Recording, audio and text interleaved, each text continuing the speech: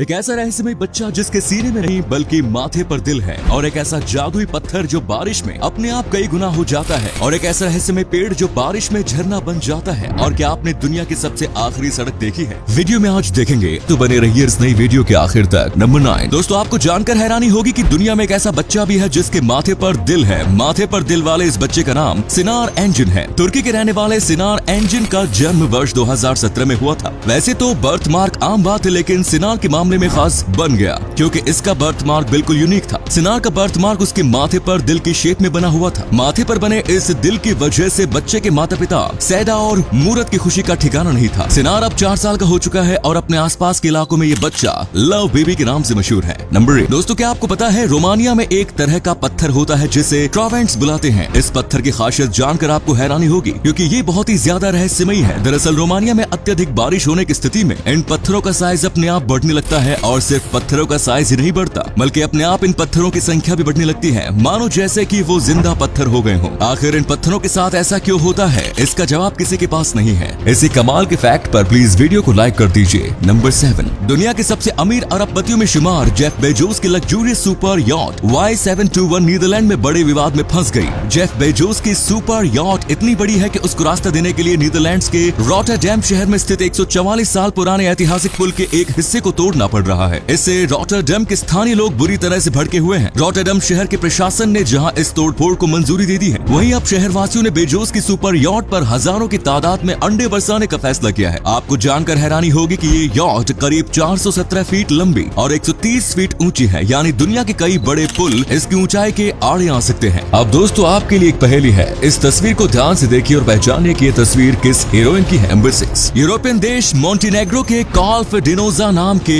एक गांव में एक ऐसा पेड़ मौजूद है जो बारिश के समय झरने के रूप में बदल जाता है। बारिश शुरू होने से ही इस पेड़ के तने के अंदर से पानी की तेज धारा बहने लगती है। झरने के रूप में बदलने वाला ये पेड़ मलबेरी ट्री है। वैज्ञानिकों का मानना है कि इस इलाके की मिट्टी में पानी की मात्रा काफी ज्यादा है।